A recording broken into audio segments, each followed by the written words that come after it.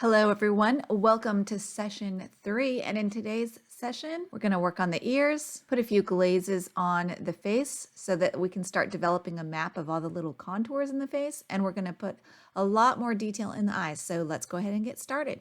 I think to warm up, I'll just do an area that I'm more comfortable with, which is maybe the ears, and then we'll go from there.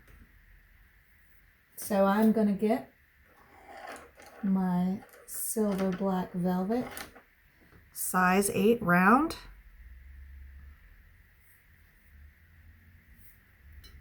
Make sure my brush is clean. And I'm just going to get this ear wet.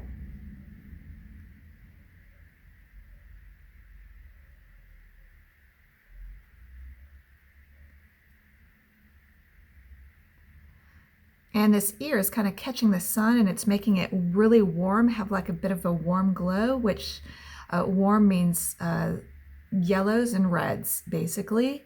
So I'm going to start with that. And I am going to use permanent brown for that, actually. By the way, look how cute this little palette is. Shall we play with it? I just love it. I got it off Etsy. You can get all kinds of really cool little palettes on Etsy that are handmade. Just look up ceramic handmade palette and you'll find all kinds of different things. So I think that's just adorable. So I'm getting this warmed up with some aureolin added to my permanent brown. So I've got some tea consistency paint here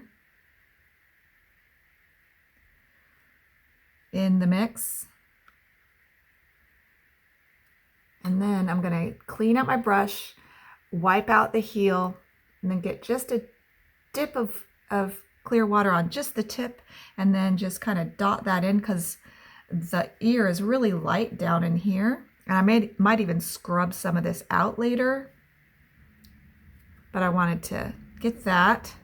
And then the middle of the ear is really dark.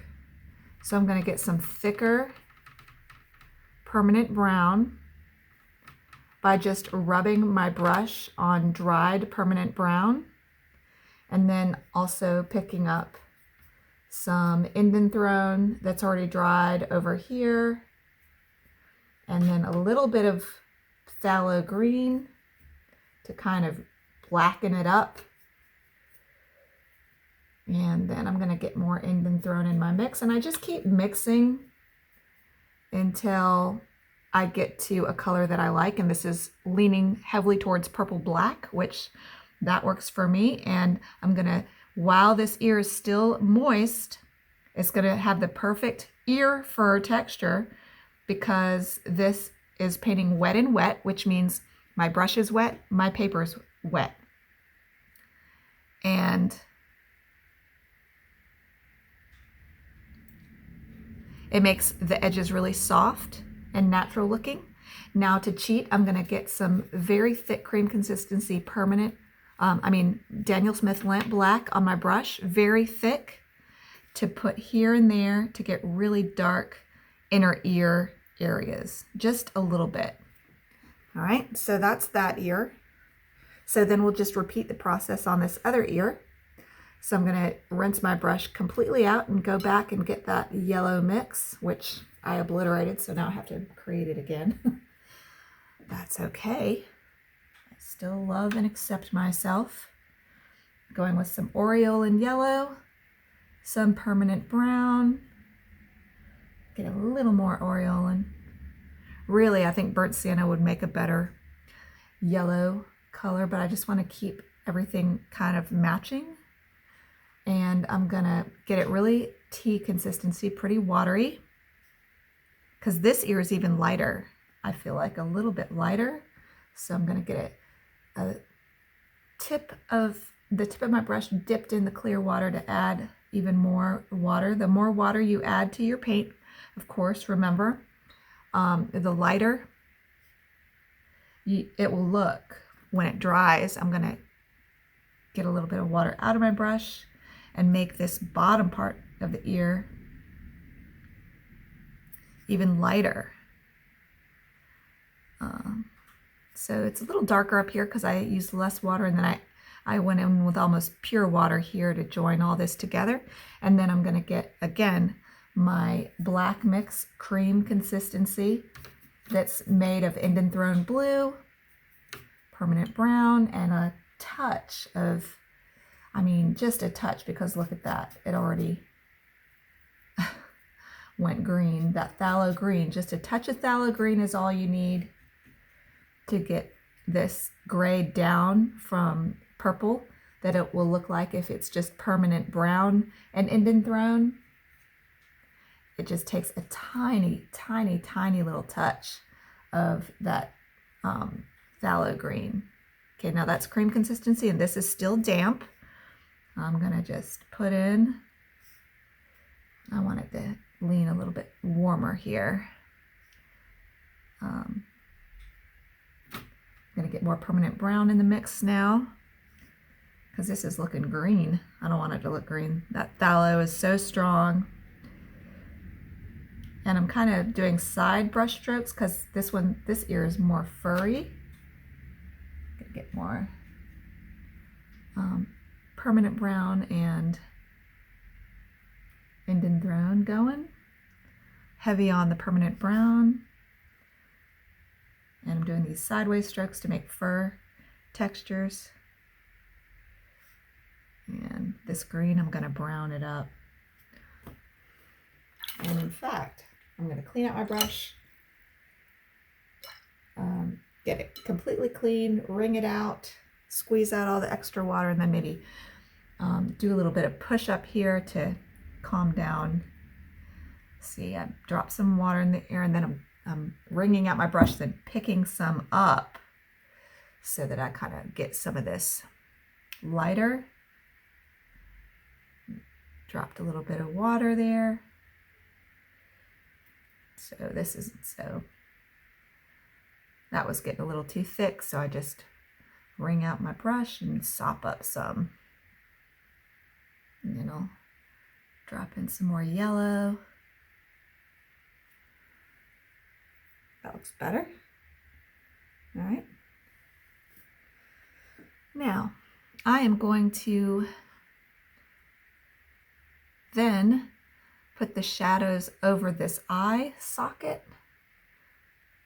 So I'm going to get a mix of permanent brown and my Indian Throne Blue.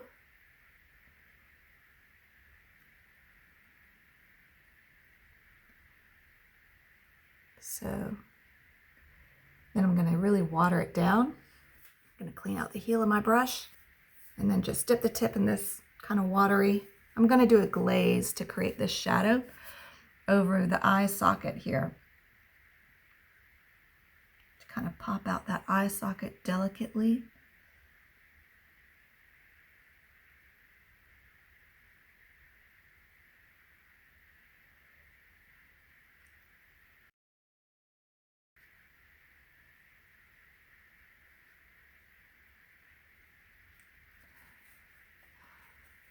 And then just kind of blend on the edges with a wrung out clean brush.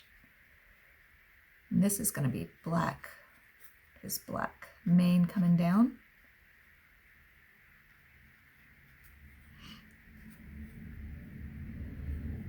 And then I'm going to blend this out a little bit. And then he's got a darker spot, even darker. And us horse people know they have this little indentation here that's kind of dark, so I'm going to get thicker paint without as much water in it and put that little dark indentation that happens there.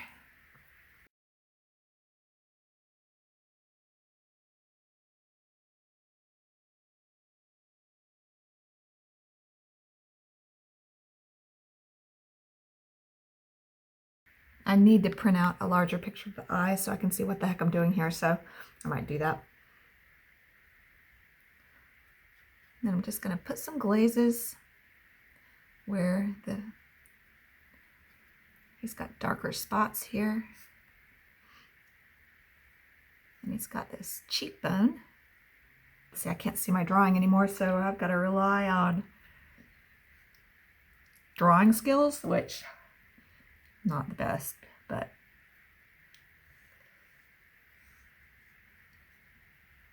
so I'm going to get some glaze.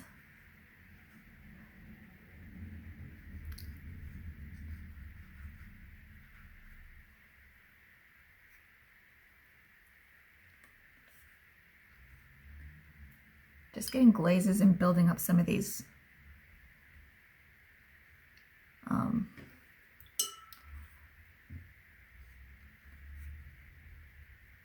folds and creases in his face.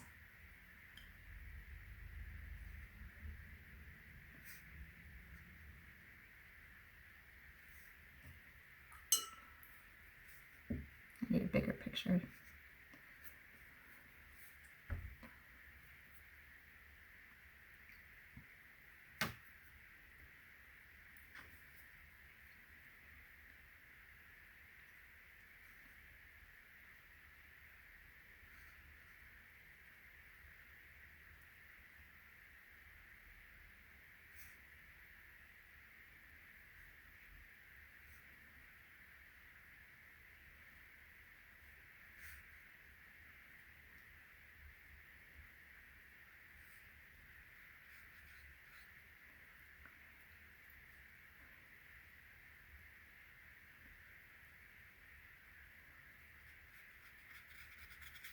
You can dry brush this, just building up the contours in the face.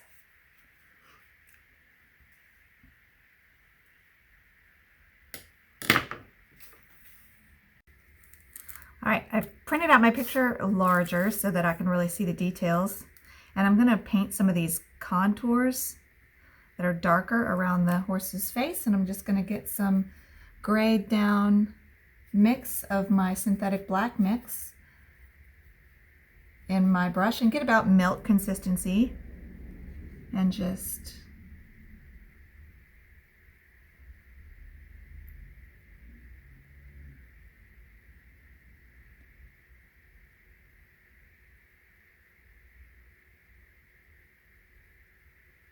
put in some details here.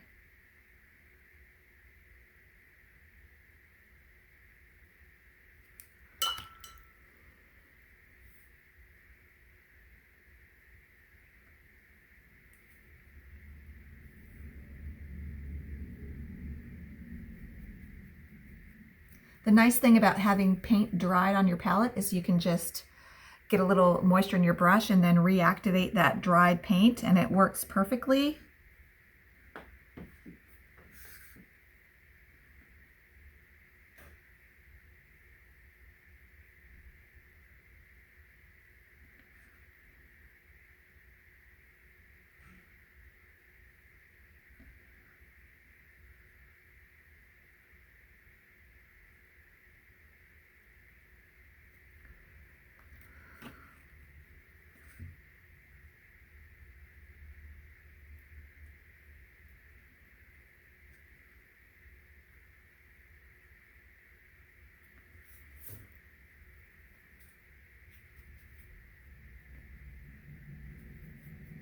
So I'm just getting, I'm reactivating some dried paint on my palette. That's a mix of synthetic black, basically.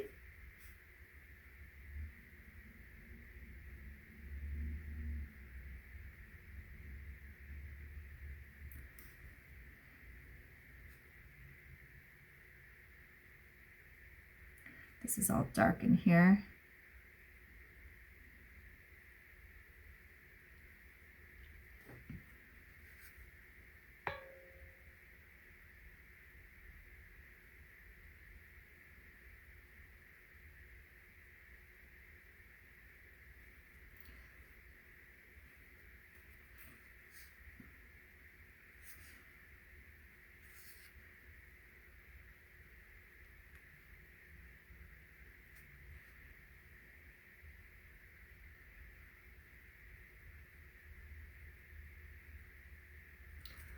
Then this little shadow gets a little lighter.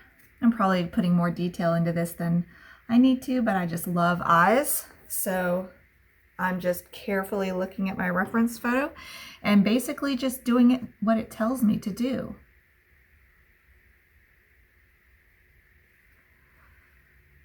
And it really helps me to have this huge printout because my eyes just are not what they used to be. Let's just admit it.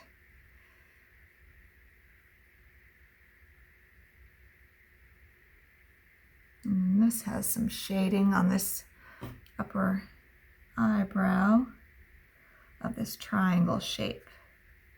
It kind of comes straight out like that.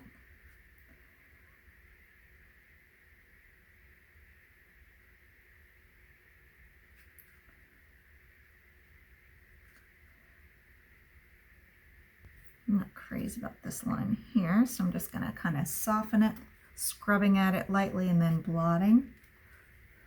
I'm going to get some pure burnt sienna. I feel that's more what the eye color is than the permanent brown. And I'm going to put a glaze of brown over this entire eye and paint around this highlight. See this little, like a half oval highlight of light blue? I'm going to paint around that with a glaze of milky burnt sienna.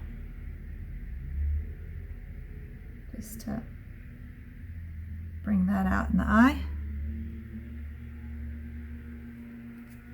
And get that highlight. Really pretty. And also these tiny little lines of white highlight I got are really very pretty. They will call attention to the eye.